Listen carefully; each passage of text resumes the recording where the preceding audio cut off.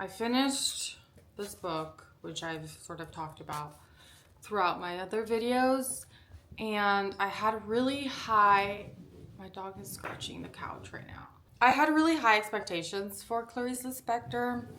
I've read some of her, he's still doing it. Hey, yo, stop. I'm trying to film. I had high hopes for Clarice Lispector for myself because I had read so many of her quotes, and they are so good. And this is considered like her seminal work.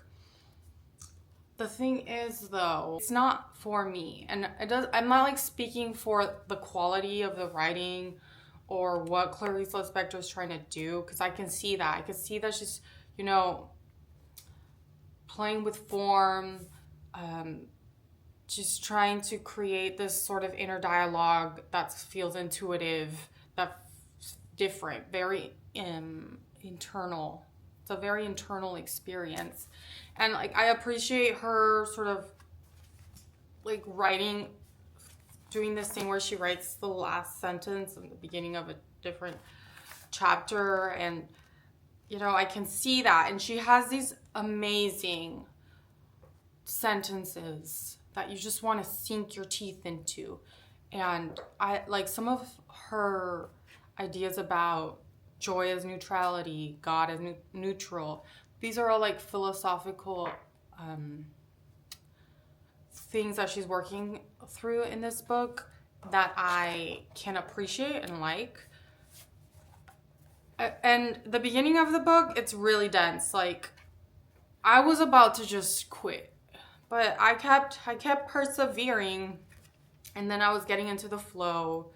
It's a plotless novel, honestly. There's 2 or 3 things that kind of have a plot, the sculptress, the main character, GH, her maid left, and she's gonna go clean her room. She thinks it's gonna be super dirty, and it's super pristine. And there's these weird drawings that give her some sort of mental breakdown, or not necessarily. I don't know. It's I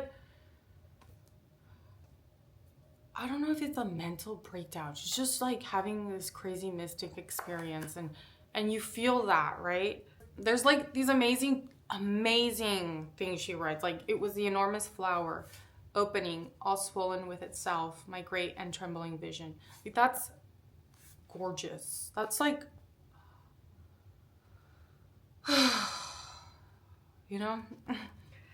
pre-human divine life is of a presentness that burns. This one, give me your hand. I'm now going to tell you how I entered the inexpressive that was always my blind and secret search. How I entered whatever exists between the number 1 and the number 2.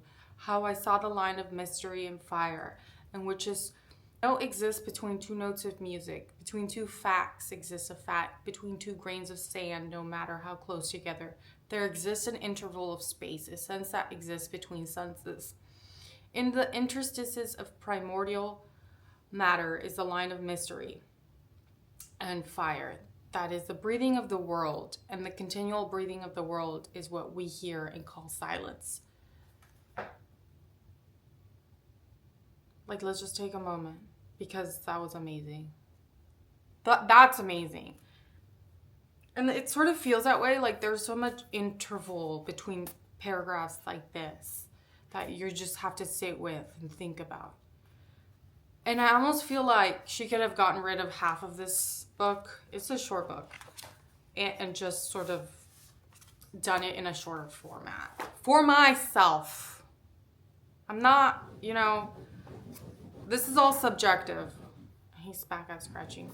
He's frustrated, I think, that I'm not paying attention to him. This is all subjective. I don't know if I would rate it. I don't want to rate it. Let's not rate it. She done. I don't know what I'm going to read next. I was going to go through my stack of books that I have, but I have a book on hold at the library. So I think I'm going to do that. I'm going to read the book that I have from the library. It's been kind of like scattered. So I have some snippets of my like some snippets of February that I've incorporated into this video. I went to a Valentine's Day market. There's amazing vintage there. There's this amazing vintage vendor here in Houston. I think her name is Dear Liv or her website. I got some of her pieces and I can do like a little haul. So I had a lot of fun there. Here he is. Just like showing you a bit of stuff that like daily life stuff. I think I showed you guys like what I've been watching. I like to watch ballets on YouTube. I also have been watching a lot of nostalgic like girlhood movies like Nancy Drew and Angus Thongs and Perfect Snogging because they're on YouTube. Just stuff like that have been really cozy for me. I also have another video planned about fashion divas in movies. Like I love movies. I watch a lot of them since I got into my interests. Like if you're into art, books, culture, you gotta be into movies. Like you just are. And I've been watching them because I'm such a homebody. I'm such an introvert since I was a young person, a young adult, and kind of an insomniac. I used to watch Turner Classic Films. I think that's the channel on cable. So I've watched a lot of old movies. That's why I have Criterion channel. And I don't regret that. I love Criterion. I love movies, but I love fashion in movies also, and I'm gonna do a video on that.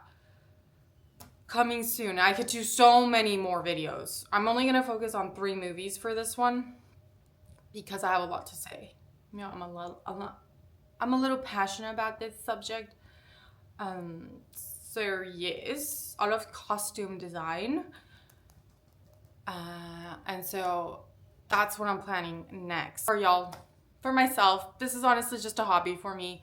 This is just somewhere where I get on and talk about what I love. I could talk about it for hours and hours and hours on end. This is just a place where I like to go, just talk about what I'm obsessed with. So there's that. Okay.